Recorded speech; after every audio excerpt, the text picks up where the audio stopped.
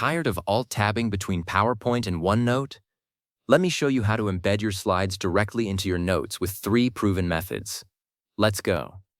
Alright, so we're going to cover 3 ways to do this. First, the file printout method, which is best for actually taking notes on top of your slides.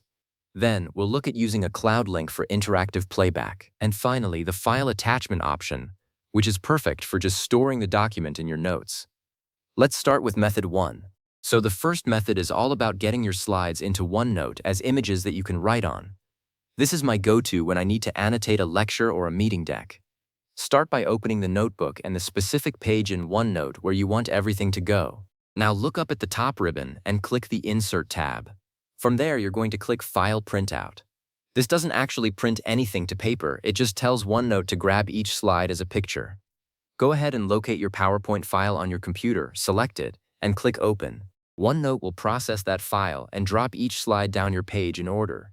This might take a moment to process depending on how many slides you have. And here's the really useful part. Once those slides appear, if you right-click on any one of them, you'll see an option called Set Picture as Background. Now this is a game changer. Once you set it as the background, you can type notes directly over top of the slide without accidentally moving or selecting it. Everything stays locked in place. For the next method, we're going to need your presentation stored in the cloud. So open your file in OneDrive.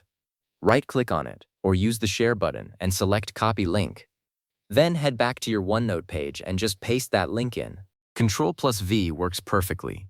OneNote will take a few seconds to process that link, and then it will display an embedded interactive PowerPoint window right inside your notes.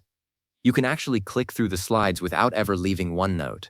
This is perfect if you want the full animations and transitions to work. Now for the third method. This one keeps your OneNote page clean and tidy.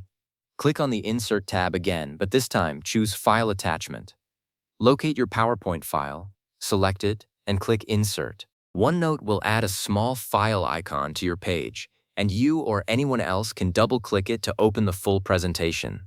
This is great for simply storing the file alongside your notes without cluttering up the page with slide images. So to quickly recap, you have 3 solid options. Use the file printout when you want to write directly on the slides.